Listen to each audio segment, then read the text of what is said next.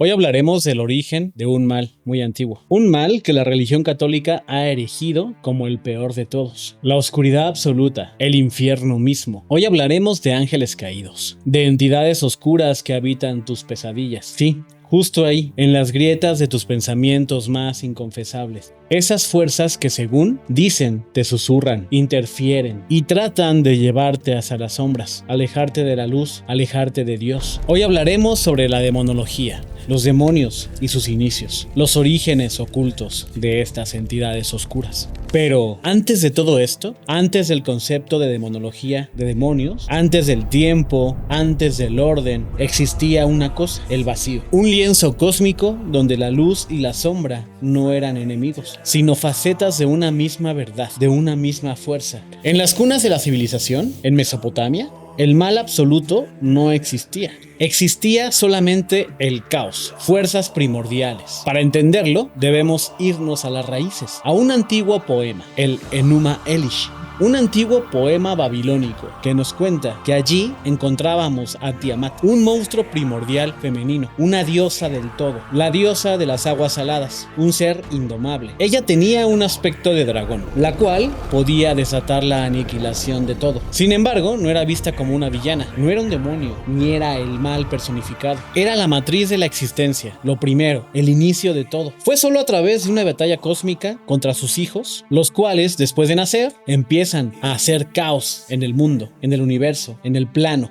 Entonces la despierta de su sueño después de haber generado, después de haber creado a sus hijos. Y se desata una batalla entre el caos y el orden, quien quieren implementar sus hijos. Se enfrenta a uno de ellos, el más valiente y poderoso, Marduk, el cual de un solo tajo la parte en dos, derrota a la dragona. Y de su cuerpo destrozado nace el cielo y la tierra. Cada parte de su cuerpo se transforma en una sección de la creación. Y de sus lágrimas se dice que brotan los ríos Tigris y Éufrates, de los cuales esta civilización sabemos que prácticamente eran sus fuentes de alimento. De aquí nos movemos al antiguo Egipto, dejamos a Tiamat y a Mesopotamia y nos vamos a un sol abrasador donde reina Set. Así es, Set, uno de los grandes dioses del panteón egipto. Es el dios del desierto, de la aridez, de las tormentas de arena roja. Y aunque en la mitología se le condena por matar a su hermano, descuartizarlo, a su hermano Osiris, el cual es asesinado y matado solamente por pura envidia. Y a pesar de su pecado, los sacerdotes saben que es un dios primordial y saben que su fuerza es necesaria, por lo cual digamos que sus acciones están justificadas de alguna manera, porque además es un ser superior, es una deidad, es un dios. Entonces a nosotros como humanos, a los egipcios, no les tocaba juzgar las maneras en las que se llevaba el panteón egipcio. Por lo cual, Set era una fuerza que estaba presente y que era necesaria. Set ayudaba a proteger la barca del sol, ya que cada noche era atacada por Apophis, la serpiente que quería devorar el sol para dejar todo en el vacío. Por lo cual, estas deidades no eran demonios, ni siquiera Apophis, simplemente eran fuerzas que estaban ahí cumpliendo un papel. Era el reflejo de un universo donde la dualidad moral aún no nacía. El mal no era una entidad separada, sino la fuerza de una destrucción natural que se contenía, que estaba ahí presente, y no necesariamente quería destruirte porque sí, o porque te odiaba. Pero este equilibrio estaba a punto de romperse para siempre. Llegamos a la fractura dualista. La reverencia a las deidades antiguas se rompe en Persia. Llegamos a Zoroastro, la etapa de Zaratustra. Allí, este profeta visionario ve a todas las entidades de manera diferente. Mira a las estrellas y proclama una verdad revolucionaria que sería nueva en su tiempo. El universo no es ambiguo, no son fuerzas que solamente están ahí haciendo lo que les place. Es una batalla campal que se está llevando a cabo todo el tiempo. Destierra el politeísmo y reduce todo a una dualidad de bueno y malo, dioses y demonios. Pero dejamos a los dioses atrás, porque es un solo dios. Y todo lo demás que no pertenezca a el plano de Dios se convierte en su enemigo, o son deidades inferiores. De un lado coloca a Ahura Mazda, el dios de la luz inmaculada, el dios todopoderoso que pertenece a lo bueno, el creador del orden y la verdad cósmica, también conocido el plano como Asha. Y del otro surge la primera encarnación del diablo. Así es, el primero en la historia humana es el Angra Mainyu, o mejor conocido como Ahriman. Así es, parece un nombre justamente como del Señor de los Anillos, y quizás Tolkien lo toma para mencionar a Saruman, no sabemos. Es un espíritu destructivo, completamente, que odia a la humanidad. Ahriman no es una fuerza destructiva como un huracán que no tiene una conciencia. Es una entidad que está completamente revelada ante Dios. Es una conciencia maligna, autónoma, pero que no es una creación de Dios. Él mismo sale y surge después de la creación. Es una fuerza nacida con un único fin de enfrentar a la humanidad, propagar enfermedades, mentir, controlar, hacer el mal. Y entonces así poder gobernar el Drug, que sería el lugar de las mentiras, de lo malo, sería lo más cercano al infierno en ese momento. Por lo cual, Zoroastro, Zaratustra, relega a todos los dioses del panteón persa, a los Daevas, a una clasificación, lo malo, los demonios, convirtiéndolos a todos estos dioses antiguos de Persia en parte del ejército de Ahriman. Por lo cual, por primera vez en la historia de las religiones y en la historia de la humanidad, teníamos un enemigo en común, teníamos una entidad que estaba en contra de lo divino, de lo bueno. Pero entonces, ¿cómo llega esta entidad a Occidente? ¿O cómo llegan estos conceptos a Occidente? La respuesta está en el exilio y el dolor. Recordemos que los hebreos, el pueblo de Israel, durante su cautiverio en Babilonia, absorbe mucha influencia del dualismo persa. Antes de esto, los textos hebreos más antiguos hablan de una sola entidad también, en donde Dios lo abarca todo. Dios es una sola entidad que controla todo, el bien y el mal. No hay dualidad, no hay demonio. El propio libro de Isaías lo afirma. Yo modelo la luz y creo la tiniebla. Yo hago la dicha y creo la desgracia. No había como tal un gran antagonista. De hecho, originalmente, en el libro de Job, en la Biblia,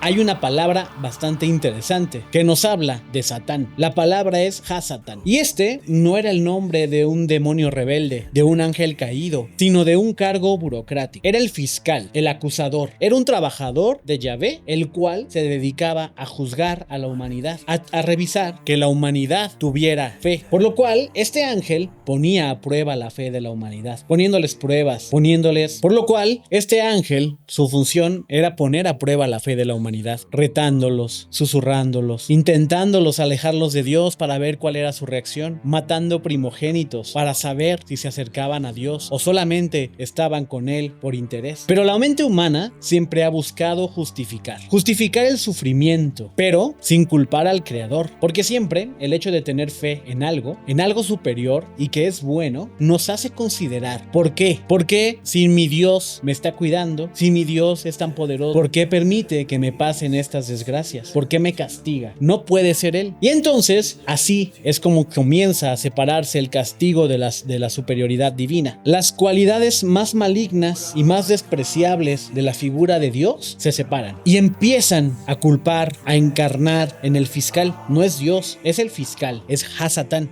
En los textos apocalípticos posteriores, alimentados por toda la dualidad mesopotámica, el ángel acusador, el fiscal, se convierte en la antítesis de Dios. Satanás deja de ser el empleado del cielo para convertirse en el príncipe de las tinieblas, el ángel caído, Satán solamente, Satanás, y nace de la propia sombra del creador. Pero después, vamos al judaísmo. Mientras, en el judaísmo y el cristianismo moldeaban su adversario a lo largo de los siglos, en el islam, que prácticamente viene de una misma religión, se ofrece una narrativa desoladora y diferente sobre el origen del diablo. No es una evolución gradual, es una forma tajante de la cual se genera y se crea la figura del mal. Es un acto fulminante de soberbia cósmica, una entidad que no quiere obedecer. Hablamos de Iblis, un genio, un jin. En la tradición islámica, Iblis es un jin, un genio forjado de fuego, no de barro. Es un fuego sin humo. Se genera desde el poder primordial y más poderoso. Digamos que son la versión del cristianismo de los ángeles, los genios. Entonces, cuando la divinidad crea a Adán, que también existe en el Corán y en el Islam, Dios le pide a los jinn, le pide a Iblis que se arrodille ante Adán y lo cuide, lo venere. Todos los demás ángeles, todos los demás genios obedecen. Este genio, consumido por su orgullo inquebrantable, por su poder, le dice a Dios que no. ¿Cómo he de postrarme ante un ser que has creado de arcilla, mientras yo fui creado del cielo, de tu máximo poder? Su genialidad, su libre albedrío y su estatus son herramientas que él utiliza para negarse, pero también son las herramientas que utiliza Dios para desterrarlo, para llevarlo a la perdición. Iblis no es un mal por naturaleza ciega, es el arquetipo de la elección perversa, de libre albedrío, de poder decidir, y su caída fulminante lo lleva a convertirse en Shaitán, Satán, Satanás, que es el tentador, el que te susurra, el que te habla, porque ojo, en esta cosmovisión, en esta parte de la religión del Corán, Iblis tiene mucho poder, pero no puede obligarte, porque los humanos, los seres de barro, los hijos de Adán, tenemos también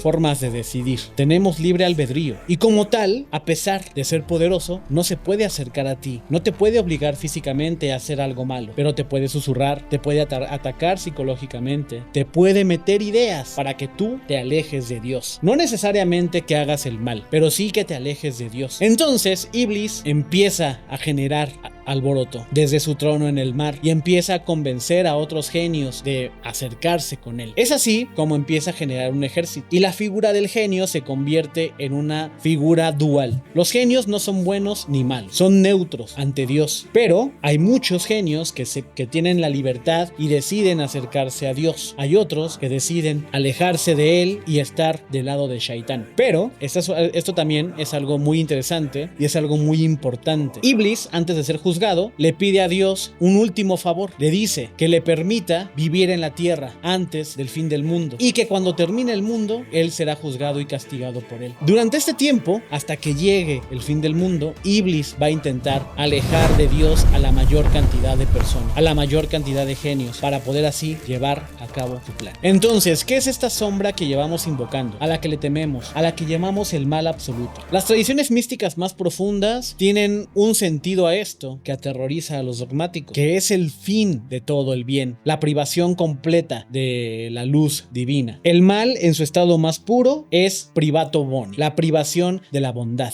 Es una ausencia absoluta de luz, sumergirte completamente en la oscuridad. Es la luz que se retira, el frío más paralizante que penetra cuando el color se apaga, el frío más paralizante que penetra cuando el calor se apaga. Si el camino universal, espiritual, busca la unidad de todo con Dios y la disolución completa en la luz, el demonio es la encarnación de la entropía, la fragmentación de la realidad y la soledad absoluta. No crea la oscuridad, simplemente es la invitación al vacío, el vacío cósmico, donde Dios no está. Porque esta sombra no nace exactamente en un infierno literal, nace en la fragilidad de nuestra psique, en los miedos que tenemos a todo lo demás, a lo que nos pasa. Al darle un nombre, esculpirle un rostro, ponerle cuernos, la humanidad por sí misma le otorga un poder inmenso. Le dimos un reino a donde había vacío y desde entonces el diablo reina entre nosotros. Pero aquí tenemos varias preguntas. Si esta evolución de la maldad ha tomado estos caminos, ¿cómo siguió? ¿Qué sigue? ¿Cómo se llaman estos demonios? ¿Cómo los llamas? ¿Y cómo esto ha afectado la civilización y la forma en la que percibimos la realidad del bien y el mal? Esto es Ars Daimónica.